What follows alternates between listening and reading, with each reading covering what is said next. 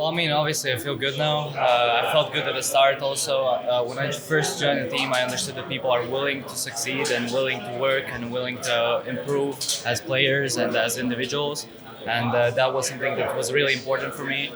And now we were showing like great results, but we had some specific problems.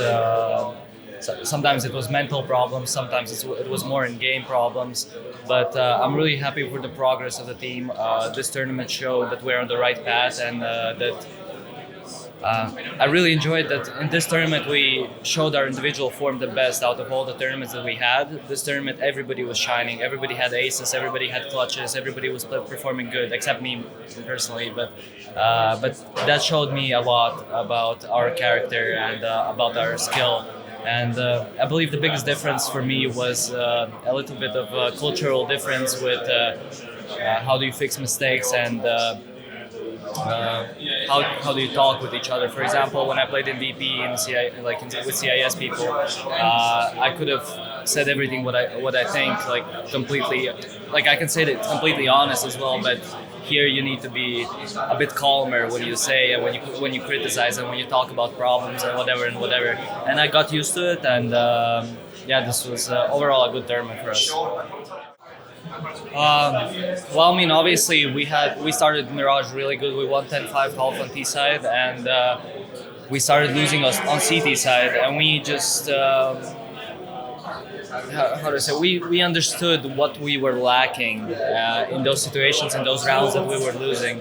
And I'm really happy about the mental fortitude of our team. Even though we lost those 8 rounds in a row or 7 rounds in a row, I'm really happy that we managed in such a stressful situation for qualifying for playoffs, right?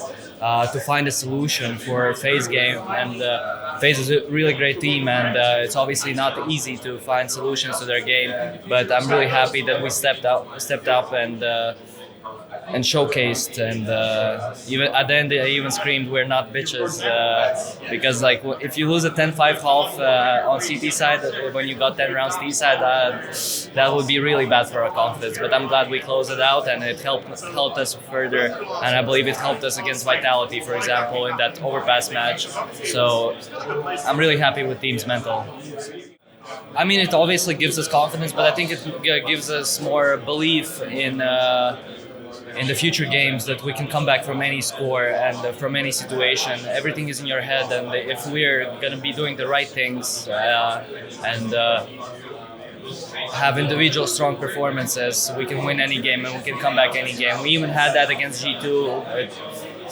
Some more mistakes happened, but that game against Vitality, specifically overpass, I think something clicked in our heads, and that's a really good characteristics in my eyes. For me personally, it doesn't matter because I'm Latvian, I'm European, right? But I believe for my team, it's of course important.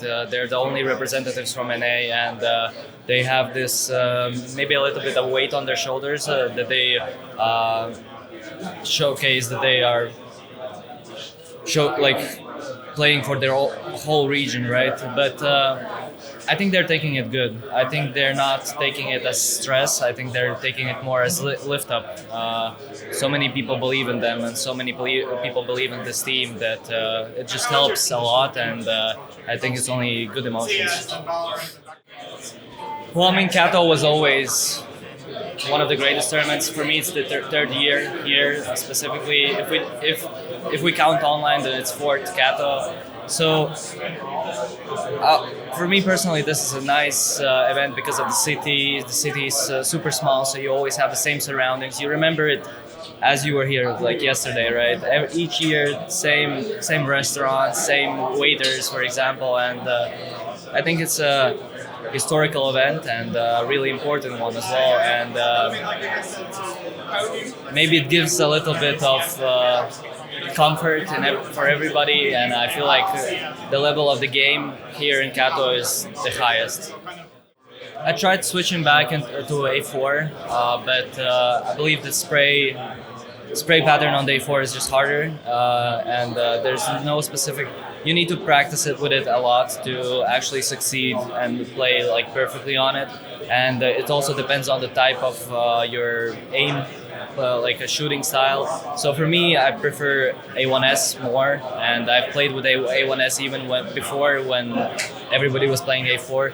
So I'm gonna probably stick with A1S. For example, Liege is playing A4. So I think it's a really good 50-50 now, and I think they managed to get a really good balance between those two guns.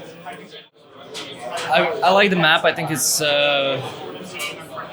something fresh in the map pool, but it still has something like you need. B side is a bit uncomfortable because at any moment you can just get splitted really fast, and that's why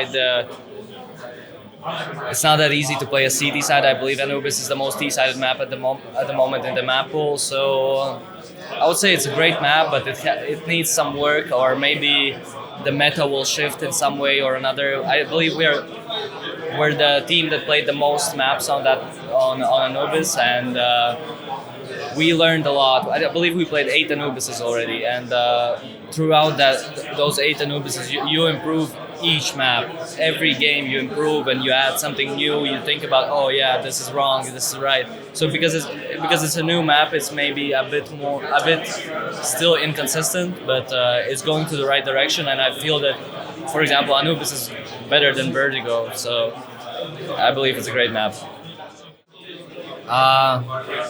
My father's brother, when I was 6, he gifted me a CS 1.6 CD, and my dad had a computer, so I started playing 1.6 a bit, and overall, from 1.6, then CSGO went out. I didn't want to play CSGO because 1.6 was like the biggest thing ever, then I started playing CSGO, and that's how it happened. I used to play a lot of games, different games, but CS was always in my heart.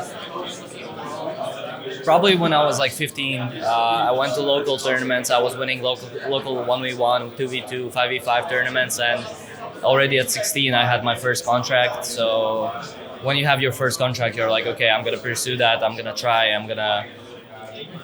try to improve and try to be the best in the world. I was creating an account in League of Legends, and I closed my eyes, randomly typed on the keyboard, and my nickname happened. I personally played Dota 2 and Heroes of Might and Magic 3. I believe Heroes is a classic, and it's a really good mind warm-up game. It's a really good strategy. I just played it throughout my whole childhood, and I really still really enjoy it. But Dota 2 is more of a relaxed, where when I'm tired of thinking about CS, I just go and play some Dota ranked game, and I think it's really helpful because it opens some diversity.